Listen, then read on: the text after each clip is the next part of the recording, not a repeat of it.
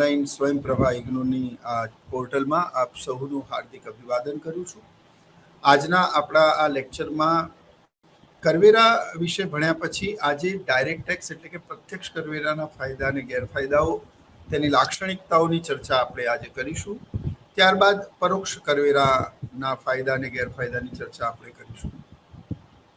મિત્રો, આપ જાણો છો તેમ કરવેરા તે રાજકોષીય નીતિનું એક મહત્વનું સાધન છે. કરવેરા આવક પ્રાપ્તિનું સરકારનું એક મહત્વનું સાધન એટલા માટે પણ છે કે તેનાથી માત્ર આવક પ્રાપ્તિ જ નહીં, પરંતુ આવકની અસમાનતા ઘટાડવા અને સાધનોની કાર્યક્ષમ ફાળવણી કરવા માટે પણ કરવેરાનું આગવું મહત્વ રહેલું છે. શરત માત્ર એટલી છે કે કરવેરાનો યોગ્ય ઉપયોગ થાય અને તેના અંગેની નીતિ સુચારુ રૂપે અને પ્રભાવશાળી રીતે અર્થતંત્રની જરૂરિયાત પ્રમાણે નક્કી કરવામાં આવે તો આ કરવેરા એ ઉત્પાદક પણ સાબિત થાય છે, સાધનોની કાર્યક્ષમ ફાળવણી કરવામાં પણ મહત્વની ભૂમિકા ભજવે છે, આવકની અસમાનતા ઘટાડવામાં પણ, પ્રાદેશિક અસમાનતા ઘટાડવામાં પણ, સત્તાનું કેન્દ્રીકરણ અટકાવવામાં પણ મહત્વપૂર્ણ ભૂમિકા ભજવે છે. માટે હંમેશા એ યાદ રાખવાની જરૂર છે કે કરવેરા એ માત્ર સરકારની આવકનું સાધન માત્ર નથી, પણ કરવેરા દ્વારા ઘણા બધા ઉદ્દેશ્યો એક સાથે સરકાર સિદ્ધ કરી શકે છે. અને એટલા જ માટે કરવેરાનું આગવું મહત્વ રહેલું છે. સરકારની આવક અને જાવકના સરવૈયાને રાજકોષીય નીતિ કહેવાય છે. સરકારની આવક અને જાવકની નીતિને રાજકોષીય નીતિ કહેવાય છે. સરકારની કરવેરા, જાહેર દેવું, જાહેર ખર્ચ અને ખાદ પુરવણીની નીતિને રાજકોષીય નીતિ કહેવાય છે.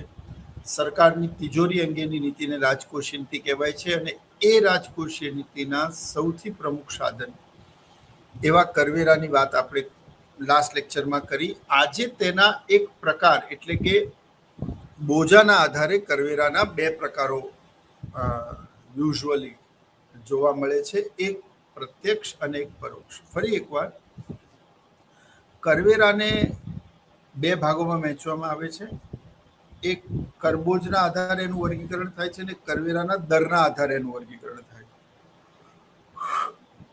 કરબોજના આધારે પ્રત્યક્ષ અને પરોક્ષ, અને કરવેરાના દરના આધારે પ્રગતિશીલ, હિયમાન અને સપ્રમાણ. તો કરવેરાના બોજાના આધારે જો આપણે વાત કરીએ તો મિત્રો, કરવેરાના બોજામાં જેનો બોજો અન્ય ઉપર ખસેડી શકાય એ પરોક્ષ કરવેરા છે. એટલે જેના ઉપર કર નાખવામાં આવે તે વ્યક્તિ પોતે કર ભરવાના બદલે એનો બોજો જે તે અન્ય વ્યક્તિ ઉપર ખસેડી શકતો હોય તો તે પરોક્ષ કરવેરા છે. હવે એનું ઉદાહરણ આપણે જોઈએ તો જેમ કે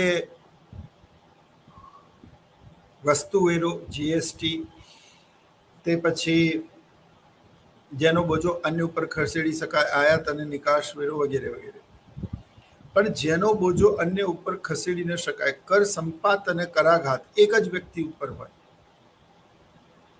એટલે જેનો બોજો સરકાર કે વ્યક્તિ બીજા ઉપર ખસેડી ન શકાય, જે વ્યક્તિ પર સરકાર કર નાખે એ વ્યક્તિ જ તે કરનો પ્રત્યક્ષ રીતે બોજો વહન કરે તેને પ્રત્યક્ષ કરવેરા કહેવામાં આવે છે. જેમ કે આવક વેરો, સંપત્તિ વેરો, બક્ષિસ વેરો, નફા પરનો વેરો, કોર્પોરેટ ટેક્સ વગેરે વગેરે. આ એવા બધા પ્રકારના કરવેરા છે જ્યાં કરનો બોજો અન્ય વ્યક્તિ ઉપર ખસેડી શકાતો નથી. એટલે કે જે વ્યક્તિ પર કર નાખવામાં આવે છે તે વ્યક્તિ જ આ કરને ભરે છે. તો આજે આપણે એવા કરની વાત કરવાની છે કે જ્યારે કરનો બોજો અન્ય વ્યક્તિ ઉપર ખસેડી શકાય નહીં, જે વ્યક્તિ પર કર નાખવામાં આવે તે વ્યક્તિ જ તે કર ભરે તો તેને પ્રત્યક્ષ કરવેરા કહેવામાં આવે છે. આ કરના ફાયદાઓ કયા છે અને તે કરના ગેરફાયદાઓ કયા છે? ગયા લેક્ચરમાં આપણે કરવેરાનો અર્થ, એનું વર્ગીકરણ અને અમુક પ્રમુખ કરવેરાની લાક્ષણિકતાઓ અને પ્રારંભિક સમજ મેળવેલી આજે આપણે પ્રત્યક્ષ કરવેરાના ફાયદા અને ગેરફાયદા વિશે ભણવાનું છે. So today's topic is direct tax features, merits and demerits. The format of this question is introduction, definition of tax, characteristics of direct tax, merit of direct tax, demerits of direct tax and conclusion. સૌથી પહેલા ટેક્સની વ્યાખ્યા આપણે સમજીએ. Tax is a compulsory amount paid to the government without any direct reward which is not a part of penalty. કોઈપણ જાતના પ્રત્યક્ષ બદલા વિના નિશ્ચિત સત્તા કે નિશ્ચિત સત્તાને ચૂકવવી પડતી દંડ સિવાયની ફરજિયાત રકમને કરવેરા કહે છે. એટલે કરવેરા શું છે? કોઈ પણ જાતના પ્રત્યક્ષ બદલા વિના નિશ્ચિત સરકાર, નિશ્ચિત એટલે જે પક્ષ ઉપર છે, તે જે સત્તા ઉપર છે, તે નિશ્ચિત સત્તાને ચૂકવવી પડતી દંડ સિવાયની ફરજિયાત રકમ એટલે કરવેરા. વ્યાખ્યાને વધારે ઊંડાણમાં સમજીએ તો એવું આપણને ફળીભૂત થાય છે કે કરવેરા આપણે ભરીએ છીએ તો સામે સરકાર એટલીસ્ટ કોઈ પ્રત્યક્ષ વળતર તો આપતું નથી. સરકાર તમને એના ઉપર ડિવિડન્ડ કે વ્યાજ ચૂકવતી નથી. સરકાર એની સામે તમને ગિફ્ટ કૂપન, બોનાન્જા કૂપન એવું કશું આપતી નથી. એટલે કોઈ પણ જાતના પ્રત્યક્ષ બદલા વિના, હા, પરોક્ષ બદલો કઈ રીતે મળે કે સરકાર તે કરવેરાની રકમમાંથી તમને સારા રસ્તા બનાવે, સારા સ્ટ્રીટ લાઇટ નખાવે, સારી તમને ડ્રેનેજ સિસ્ટમ સારું કરીને આપે, તમારી આસપાસ સ્વચ્છતાની વ્યવસ્થા કરે, આ નેશનલ હાઈવેઝ બને. તો આ બધી જ બાબતો જે છે એ આપણા કરવેરામાંથી જ ઇન્ફ્રાસ્ટ્રક્ચરલ ફેસિલિટીઝ ડેવલપ થાય છે. એટલે પરોક્ષ રીતે તો ઘણું બધું મળે છે, but when we are talking about the directly તો કશું મળતું નથી. અને પરોક્ષ રીતે પણ મારા કરવેરામાંથી ક્યાં ખર્ચાયા અને ક્યાં કેટલી રકમ ગઈ એ તો આપણે આમે જાણી શકતા નથી. મેં ભરેલા કરવેરા કઈ જગ્યાએ વપરાયા, કેટલા પ્રમાણમાં વપરાયા, એનાથી ઇકોનોમીમાં કેટલા ટકાનો ફેરફાર થયો એ હું વ્યક્તિગત રીતે જાણી શકતો નથી. હા, ફેરફાર થયો છે, પૈસા વપરાયા છે, પણ ક્યાં અને કેટલા પ્રમાણમાં એ આપણે જાણી શકતા નથી. એટલે કરવેરા કોઈ પણ જાતના પ્રત્યક્ષ બદલા વિના નિશ્ચિત એટલે જે પક્ષ ઉપર છે, તે જે સત્તા ઉપર છે, તે સત્તાને ચૂકવવી પડતી દંડ સિવાયની ફરજિયાત રકમ. મહત્વની વાત, દંડ સિવાય. મિત્રો, કરવેરા એ કોઈ ગુનાહ કર્યાની રકમ નથી. એટલે આ વ્યાખ્યામાં પહેલા એવું હતું કે કોઈ પણ જાતના પ્રત્યક્ષ બદલા વિના નિશ્ચિત સત્તાને ચૂકવવી પડતી ફરજિયાત રકમને કરવેરા કહેવાય. કોઈ સભાન નાગરિકે સરકાર સામે એવો વાંધો ઉઠાવ્યો કે અમે કર ભરીએ છીએ તો અમે દેશના વિકાસમાં ફાળો આપીએ છીએ.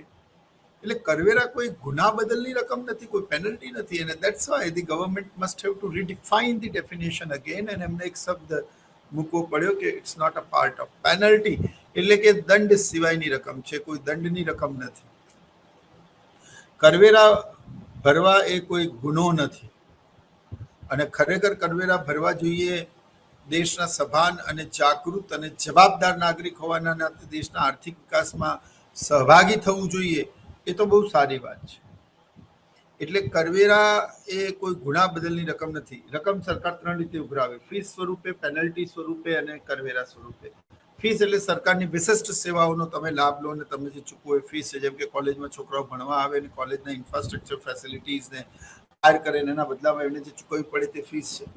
પણ કોઈ છોકરો નિયત સમયે ફીસ ના ભરી શક્યો, એના કારણે લેટ થઈ ગયો, એના કારણે જે આઈ મીન ટુ સે એને પેનલ્ટી ભરવી પડી, એ દંડ છે.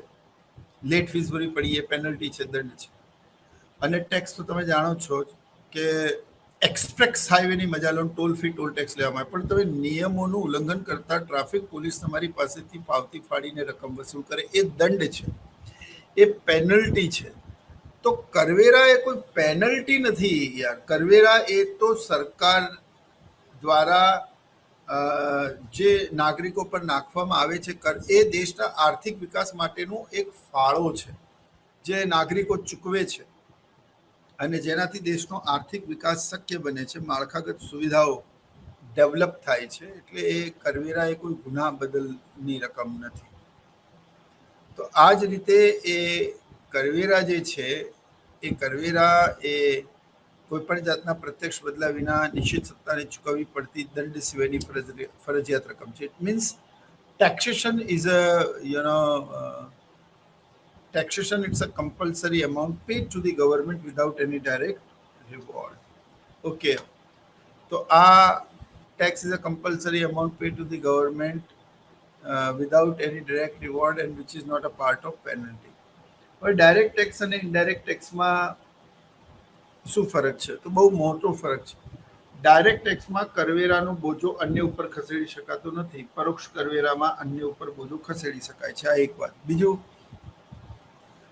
પ્રત્યક્ષ કરવેરામાં વ્યક્તિ સીધો જઈને જ સરકારને કરવેરા ભરે છે, જ્યારે પરોક્ષ કરવેરામાં વ્યક્તિ સરકાર કર તો નાખે છે પણ માલિક એ કરનો બોજો ખસેડી દે છે બીજા કોઈ ઉપર. જેમ કે હું તમને એમ કહું કે આ ઘડિયાળની કિંમત 2000 હોય ને સરકારે આના ઉપર 400 રૂપિયા ટેક્સ નાખ્યો તો કંપની આની કિંમત 2400 રૂપિયા કરી દે અને પછી એને વેચે. એટલે ખરેખર કંપની ઉપર નાખેલો ટેક્સ, મારા જેવા ગ્રાહકો જ્યારે આ ઘડિયાળ ખરીદે છે ત્યારે ખરેખર એના ઉપર નાખેલો 400 રૂપિયા ટેક્સ તો અમે ભરીએ છીએ અને એ ઘડિયાળની કિંમત નક્કી કરી દે છે max retail price inclusive all taxes. આનો અર્થ એ થયો કે જ્યારે મારા જેવા વ્યક્તિઓ આ ઘડિયાળ ખરીદશે ત્યારે એ લોકો 400 રૂપિયા ટેક્સ આપશે. એટલે જ્યારે કરનો બોજો બીજા ઉપર ખસેડી શકાય તેને પરોક્ષ કરવેરા કહેવામાં આવે છે. જ્યારે તે ખસેડી ન શકાય ત્યારે તેને પ્રત્યક્ષ કરવેરો કહેવાય છે, જેમ કે આવક વેરો, સંપત્તિ વેરો, બક્ષિસ વેરો વગેરે. અને તે પ્રત્યક્ષ કરવેરામાં વ્યક્તિ જાતે કર ભરે છે. પરોક્ષ કરવેરામાં એ વાયા કોઈ અન્ય રીતે ભરાય છે. એક્ઝામ્પલ આપેલા છે income tax, wealth tax, company tax etcetera. સામે આપેલા છે પરોક્ષ કરવેરામાં sales tax, service tax, entertainment tax, export import tax etcetera, આયાત નિકાસ વેરોને. તો પરોક્ષ કરવેરામાં બોજો અન્ય ઉપર ખસેડી શકાય છે, જ્યારે પ્રત્યક્ષ કરવેરામાં બોજો અન્ય ઉપર ખસેડી શકાતો નથી. એટલે જે વ્યક્તિ આઈ મીન ટુ સે જે વ્યક્તિ પર આ કરનો બોજો નાખવામાં આવે તેને જ ડાયરેક્ટલી આ કરની રકમ ચૂકવવી પડે છે.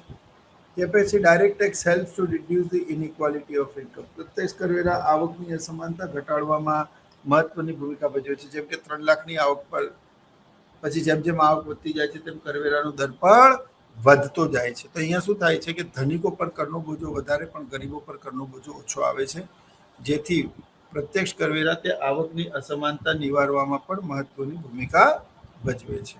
જ્યારે પરોક્ષ કરવેરામાં એવું નથી હોતું, પરંતુ તે બી મહદ અંશે લક્ઝુરિયસ ગુડ્સ ઉપર વધારે ટેક્સ નાખે છે, જેથી ગરીબોની વસ્તી કરવેરામાંથી વસ્તુ મુક્ત રહે. In India, Indian economy 32 to 35% of the direct tax of total tax revenue. જ્યારે અહીંયા શું આવે? There is a 65 to 67 proportions of the indirect taxes in the total tax revenue of income in India. તો direct ટેક્સમાં કર સંપાત અને કરાઘાત એક જ વ્યક્તિ ઉપર હોય છે. હવે કર સંપાત અને કરાઘાત એટલે મેં તમને હમણાં ભણાવેલું કે કર સંપાત અને કરાઘાત મેં હમણાં તમને ભણાવેલું કે એ વ્યક્તિ જે કરનો બોજો વહન કરે છે અને જેના પર કરબોજ લાદવામાં આવે છે. પ્રત્યક્ષ કરવેરામાં બંને એક જ હોય છે. પરોક્ષ કરવેરામાં જેના પર કરનો બોજો લાદવામાં આવે છે તે અને જે વ્યક્તિ ખરેખર કર ભરે છે તે, આ બંને અલગ અલગ હોય છે. એટલે અહીંયા કર સંપાત અને કર વિવર્તન બંને અલગ અલગ વસ્તુઓ છે. ત્યારબાદ એ પણ શક્ય છે કે કરવેરાના આ પ્રકારોમાં પ્રત્યક્ષ કરવેરા તો છે જ, પરંતુ આના પછીના લેક્ચરમાં આપણે પરોક્ષ કરવેરાની પણ ચર્ચા કરીશું. તો લો, આજે બહુ સીધા આપણે આપણા ટોપિક પર આવીએ છીએ, કેરેક્ટરિસ્ટિક્સ ઓફ ડાયરેક્ટ ટેક્સીસ. તેમાં પહેલું છે સોશિયલ એન્ડ ઇકોનોમિક જસ્ટિસ.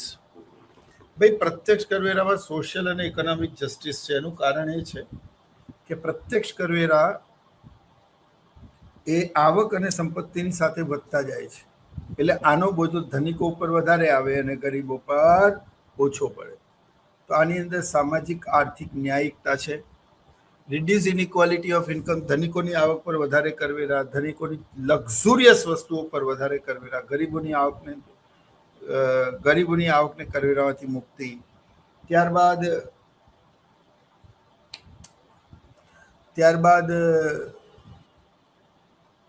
કરવેરા દ્વારા માત્ર આવકની અસમાનતા જ ઘટાડાય છે એવું નથી, પરંતુ પ્રાદેશિક અસમાનતા પણ દૂર થાય છે. પ્રાદેશિક અસમાનતા એટલે શું? તો કે પ્રાદેશિક અસમાનતાનો મતલબ એવો થાય કે અમુક રાજ્યો વધારે વિકસિત હોય, અમુક રાજ્યો પછાત હોય, તો આવામાં સાધનોની વધારે કાર્યક્ષમ ફાળવણી પછાત રાજ્યોમાં કરવા માટે સરકાર ત્યાં ટેક્સ હોલિડે પછી ત્યાં special economic zone, free trade zone declare કરે. એટલે મોટા ભાગના નવા ઉદ્યોગપતિઓ ગુજરાતમાં આવવાના બદલે એવા પછાત રાજ્યોમાં જાય કે જ્યાં ખરેખર તેમની જરૂર છે, અને આનાથી પ્રાદેશિક અસમાનતા ઓછી થાય. એટલે પ્રત્યક્ષ કરવેરા માત્ર ને માત્ર આવકની અસમાનતાનું જ મહત્વનું સાધન છે એવું નથી, પરંતુ કરવેરા તે આ સિવાયની પણ ઘણી બધી મહત્વની ભૂમિકાઓ ભજવે છે. As per the ability to pay, કરવેરા એ એબિલિટી ટુ પે છે. એટલે જેમ જેમ આવક વધે છે તેમ કરવેરાનો દર વધે છે. હવે આવક વધતા કરવેરાનો દર કેમ વધે છે? તો કે આવક વધતા જેમ જેમ આવક વધે છે તેમ કરવેરાનો દર વધે છે. એ રીતે જો કોઈ વ્યક્તિની આવકમાં આપણે 5,000નો વધારો કરીએ અને એ વ્યક્તિને આપણે માસિક 100-150 રૂપિયાની કોઈક વસ્તુ આપીએ તો એમાં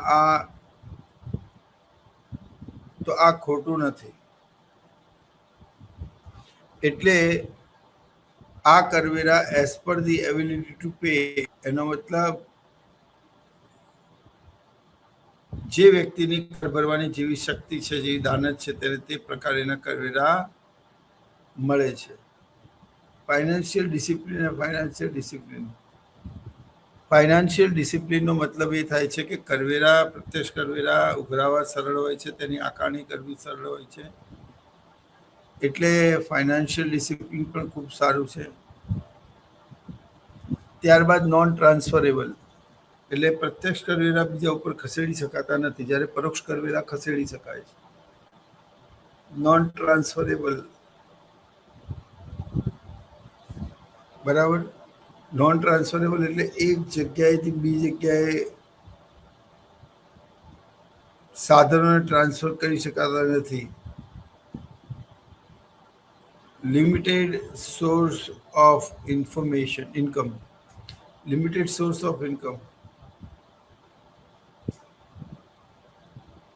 મિત્રો, પ્રત્યક્ષ કરવેરાની સૌથી મોટી મર્યાદા એ છે કે તે આવક પ્રાપ્તિના ખૂબ જ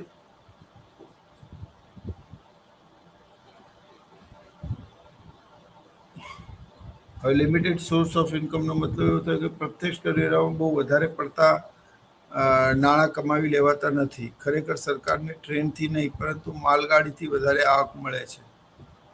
બરાબર. તો લિમિટેડ સોર્સ ઓફ ઇન્કમ,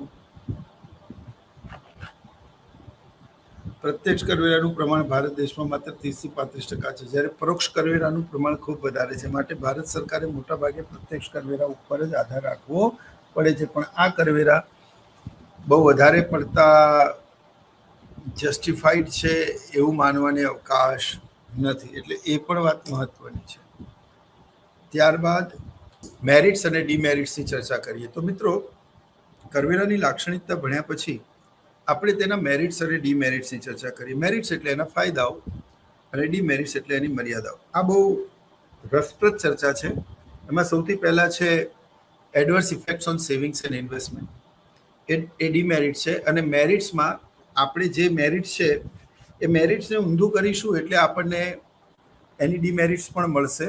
એટલે જે એના મેરિટ્સ છે, ડાયરેક્ટ ટેક્સના મેરિટ્સ એ ઇનડાયરેક્ટ ટેક્સના ડીમેરિટ્સ બનશે, અને ડાયરેક્ટ ટેક્સના ડીમેરિટ્સ એ ઇનડાયરેક્ટ ટેક્સના મેરિટ્સ બનશે, કારણ કે બંને એકબીજાથી બિલકુલ અપોઝિટ અને રિવર્સ સિચ્યુએશન છે. હવે રિવર્સ સિચ્યુએશન શું છે એ આપણે સમજી લઈએ મિત્રો. કે જેમ કે પહેલું આપણે એવું જોયું ઇક્વિટી અને જસ્ટિસ. તો એમાં ઇક્વિટી અને જસ્ટિસ છે કે ભાઈ જે વધારે કર ભરી શકે છે એના ઉપર વધારે બોજો આવે છે, જે ઓછો કર ભરે છે એના ઉપર ઓછો બોજો આવે છે. એટલે ઇક્વિટી અને જસ્ટિસ એ આ કરવેરામાં જોવા મળે છે. હવે ખરેખર વાત એવી છે મિત્રો કે પરોક્ષ કરવેરામાં જે વ્યક્તિ કર ન ભરી શકે એના ઉપર પણ કરનો બોજો એ જ રીતે આવે છે.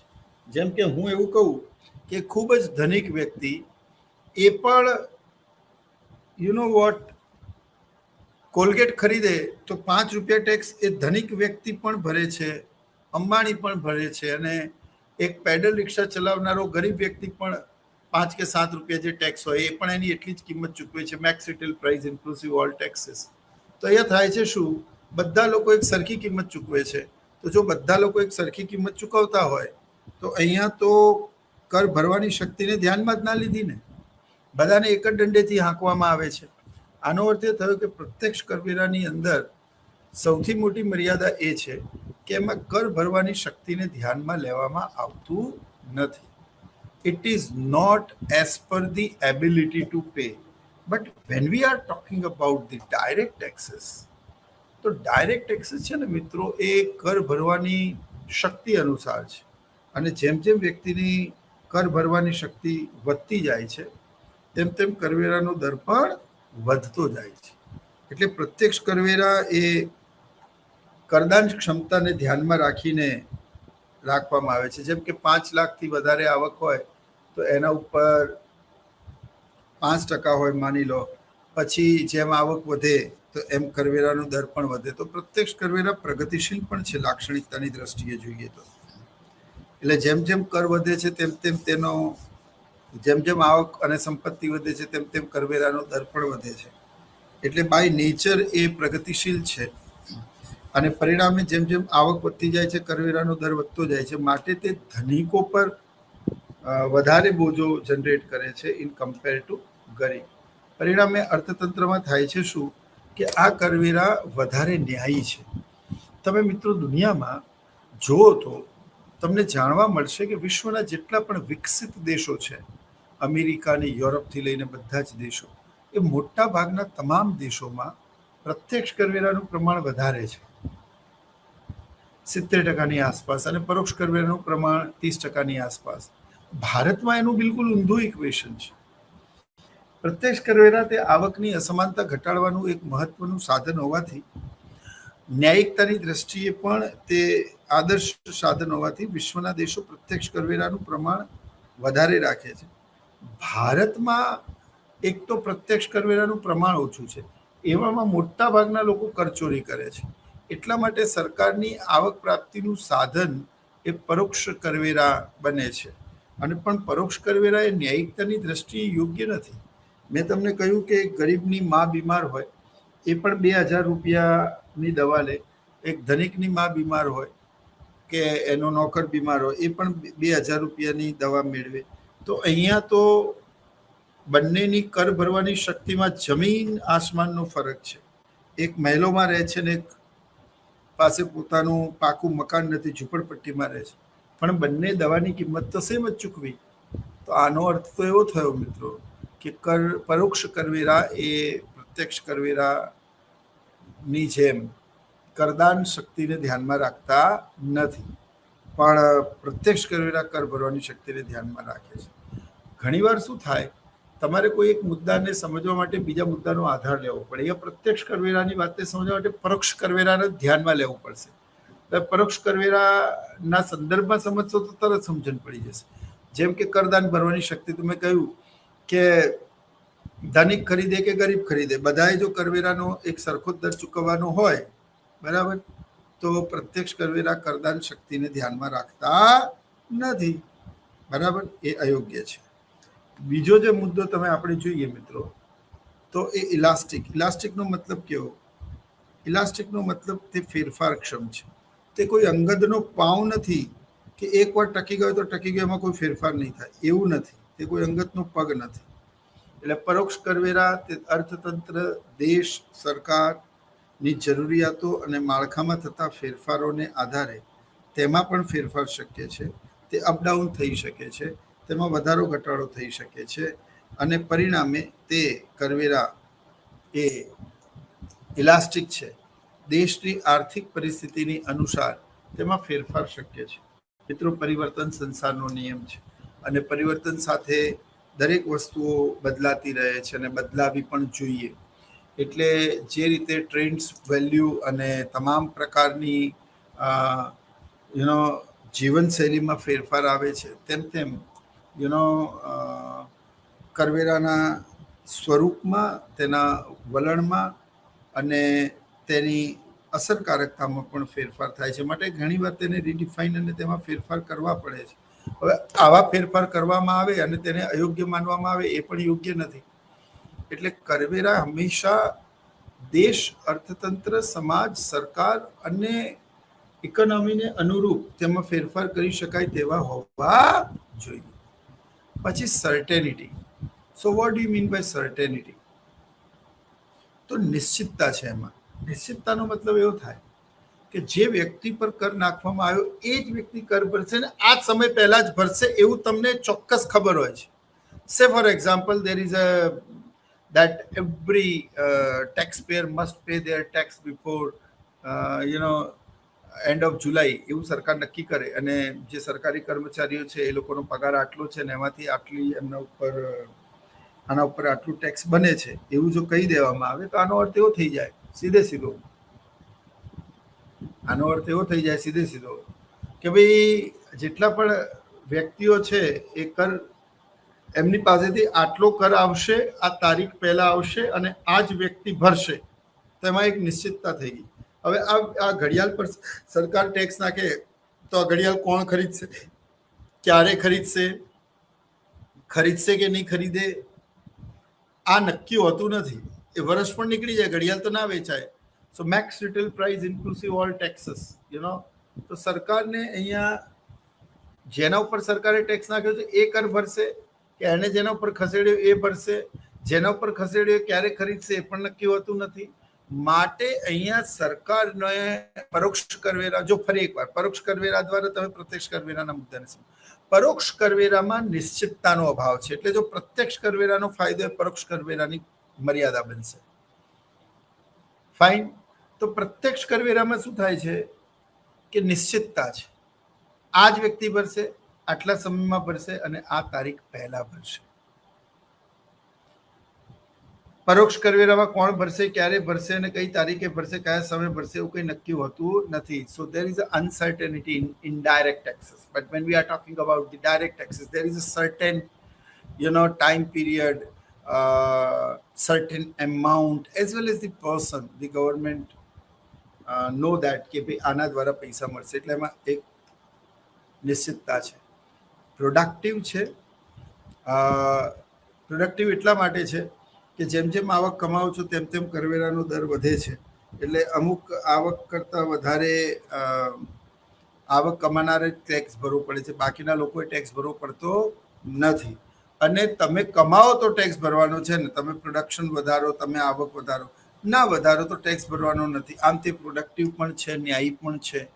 નો ઇન્ટરમીડિયેટ ફોર કલેક્શન. આમાં સરકાર જે કંઈ પણ કરવેરા નાખે, માનો કે ઇન્કમ ટેક્સ, તો આપણે જાતે જ ભરવાનો હોય છે.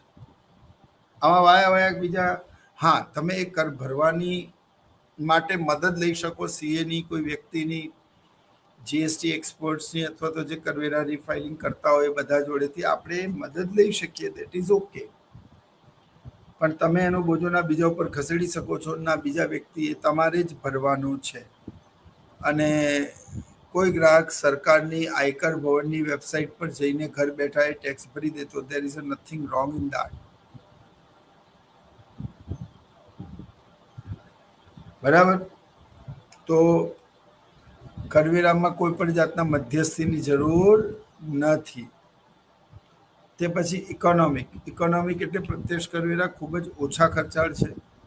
તે ખૂબ ઝડપથી અને જલ્દીથી સરકાર માટે આવક પ્રાપ્તિનું સાધન એટલે કે સોર્સ ઊભો કરે છે. સરકારે એક ડિક્લેર કરી દીધું કે જુલાઈ પહેલા દરેક વ્યક્તિઓ પોતાના આવકવેરા ભરી દેવા. તો વ્યક્તિઓ વેબસાઇટ ઉપર જઈને તરત પોતાના કરવેરા ભરી દે છે.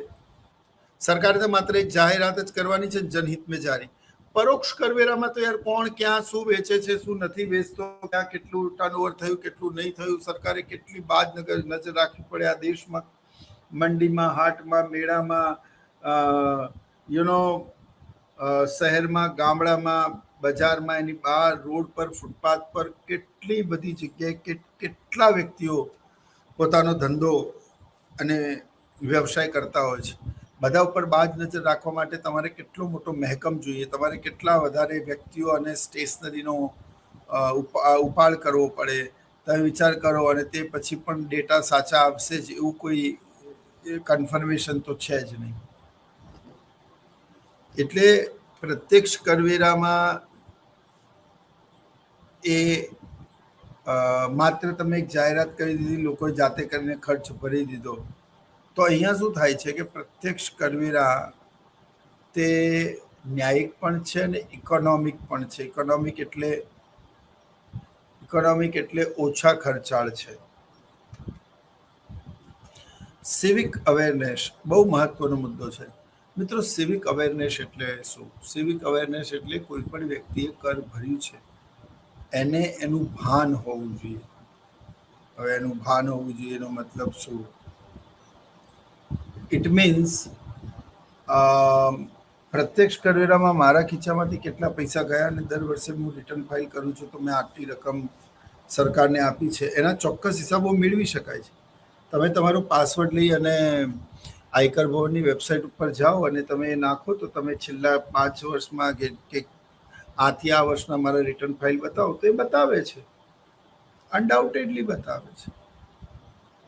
અને એ રિટર્ન પરથી હું એવું કન્ક્લુડ કરી શકું, નીચે રકમ જોઈ શકું કે મેં આ 5 વર્ષમાં સરકારને આટલા રૂપિયા આપ્યા, એટલે દેશના આર્થિક વિકાસમાં મારો પણ ફાળો છે એવું હું કહી શકું છું. એટલે આમાં એક સિવિક કોન્શિયસનેસ ઓર અવેરનેસ છે. એટલે કે નાગરિકતાનો અભાવ આમાં નથી. પરોક્ષ કરવેરામાં તો તમે પૈસા, યાર તમે દિવસમાં કેટલી બધી ચીજ વસ્તુઓનો ઉપયોગ કરો છો. તમે સવારે દૂધથી લઈને તમે રાત્રે ગુડ નાઇટ સુધી જેટલી પણ વસ્તુઓ ખરીદો છો, ઉપયોગ કરો છો, રિચાર્જ કરાવો છો, પેટ્રોલ ભરાવો છો, જેટલી પણ વસ્તુઓ, યાર એ તમામ બધી જ વસ્તુ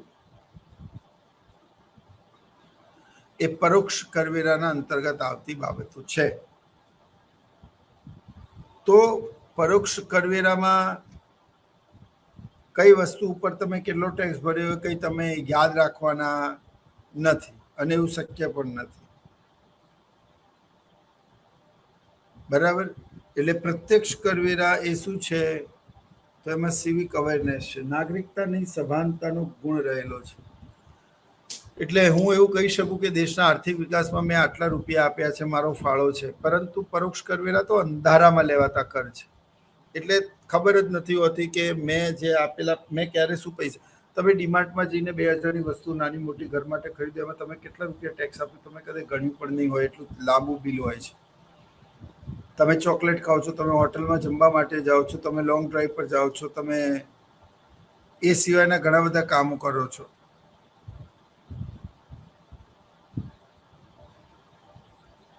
પરંતુ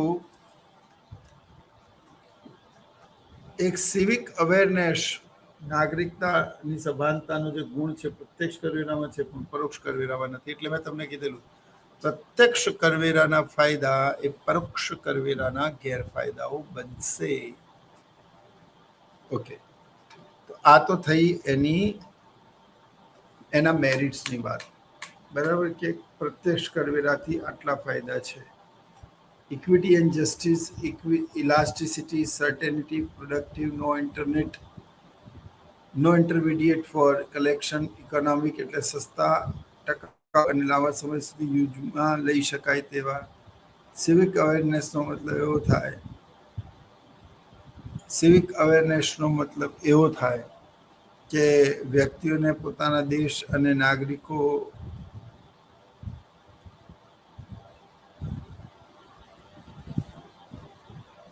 ઓકે, સો સિવિક કોન્શિયસનેસ વ્યક્તિની અંદર જે થઈ રહ્યું છે અથવા જે થવાનું છે તેની અવેરનેસ છે કે નહીં ચેક કરવી છે મારે.